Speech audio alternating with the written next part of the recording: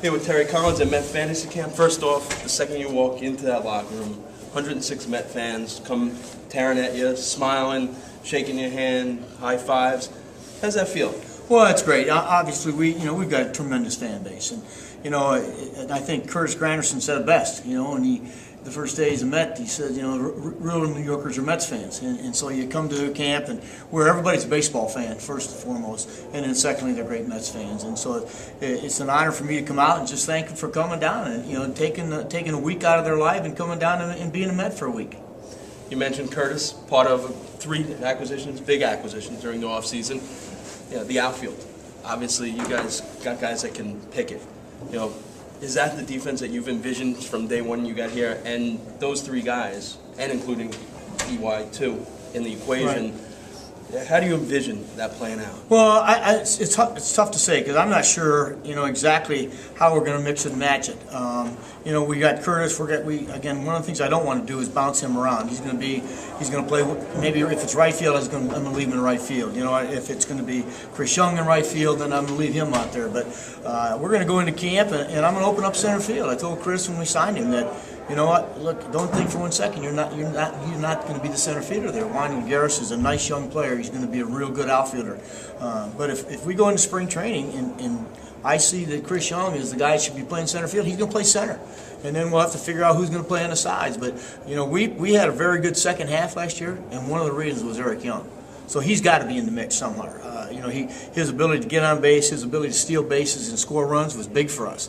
It changed the way we played the game. And so, I told Eric, I don't know what's going to happen. I don't know what position you're going to play. But again, we're looking for somebody at the top of that lineup, and he'd be that perfect guy. Terry, like you said, with all the additions you guys had this year, and with the strong second half you had last year, I guess how is the feeling different coming into this spring training as opposed to last?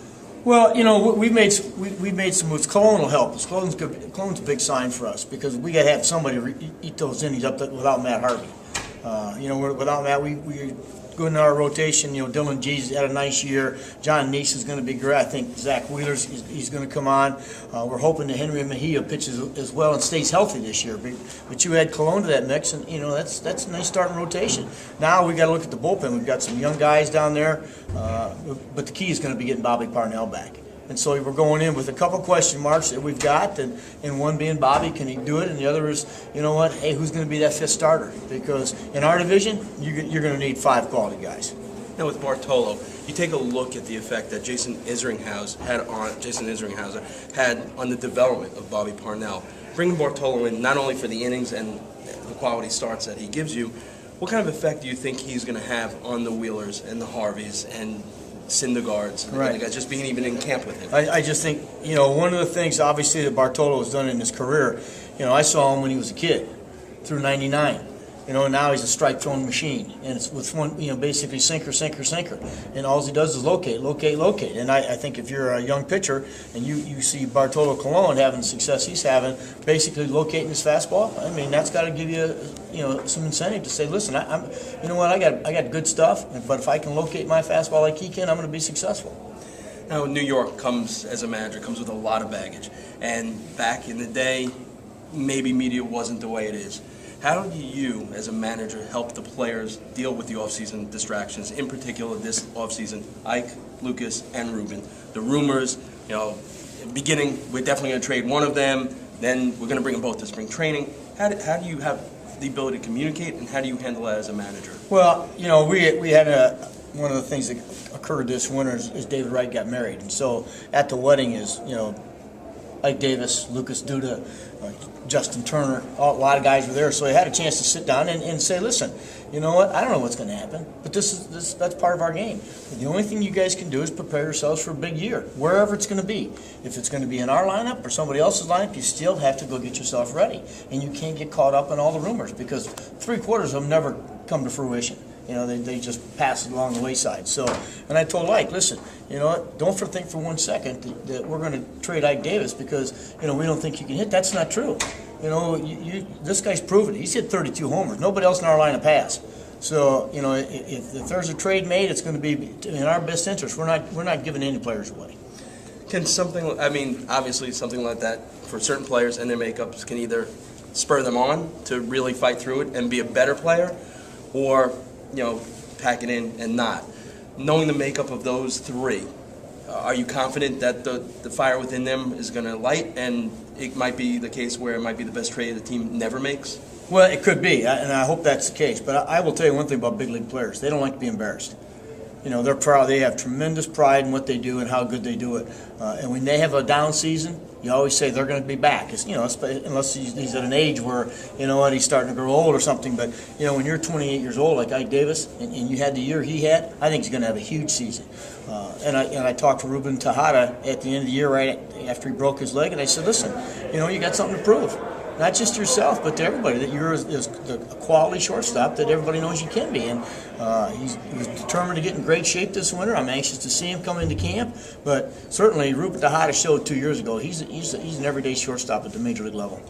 Have you impressed upon him to get here early this year? I know that was an issue. Well, it was an issue. The issue was we were moving Dan Murphy to second base. And I wanted Ruben to come down here because I thought it was important that the more time he spent with Dan in practice, the better off it was going to be. Okay, he got here. We went through spring training, and it worked out. But last year, Ruben came in early. He just had a rough year. And this is a tough game. It's not an easy game, and you're allowed to have bad years. But now, what are you going to do? What are you going to do for the next season? And I think that's one of the things that the good players, they pick it up. They really get after it, and they prove that, it was a bad year. We're going to write it off. We're going to move forward. Maybe a silver lining in the way things played out, trades and injuries, you got to see some of the kids come up. Josh Satin and Wilmer Flores. What did you think of their games, and what did you see? And for Met fans, what are some of the things? And then, obviously, Travis d'Arnaud came up as well. Right, Travis got. We got to see a lot of young players. I thought Josh Satin came up and did a tremendous job. He can handle a bat. There's no doubt about it. And now it's going to be where does he fit best on our club?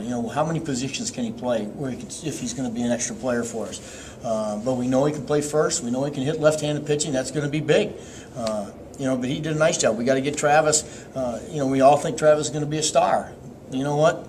Somebody's got to come up and have a big year, and it might as well be Travis d'Arnaud. Wilmer Flores, we just got to figure out what position he's going to play. For me, that's where it's going to detail a lot because his bat's going to play. And I think besides Travis, Wilmer Flores, he's got a chance to be a starting guy somewhere in your lineup. But we got to figure out what position that's going to be. And lastly, I know you're pressed for time, is LaTroy Hawkins was such a big part of the makeup of the bullpen. Also, another one of those guys that was a role model for the younger guys. Right. He's gone now. Kind of, Vic Black in spurts showed what he can do. How do you envision the back end of that bullpen, going into spring training? And is that something that you really need to focus on going in? Well, obviously, our biggest focus is going to be Bobby. With going through the surgery he had, the injury he had, we've got to get him back because he proved last year he's a quality first-rate closer.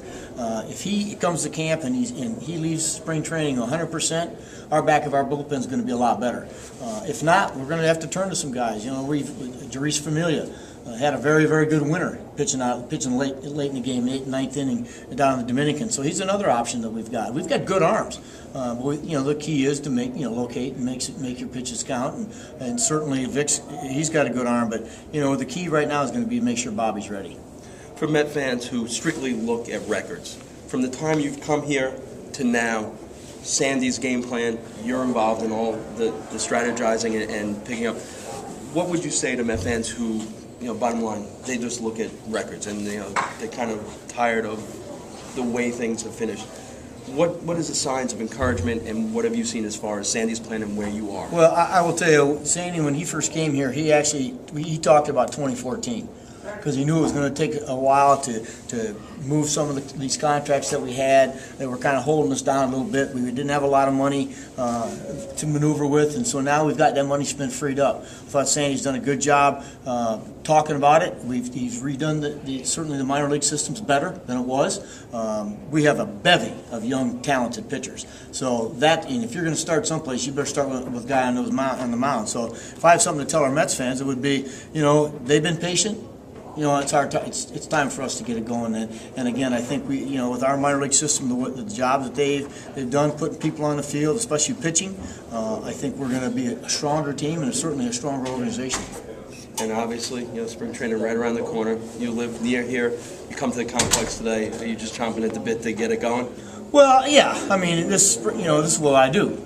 So you always get excited when winter, you're running towards the end of the winter, and your season's right around the corner. It's exciting, and in about 10 days, the players will start coming in. Bobby's here now. Mahia's been here. Guys will start filtering in here. Then it gets pretty exciting. But we've still got some things we've got to do before spring training starts, and but when February 1st gets here, right after that Super Bowl, yeah, we're in gear 100%.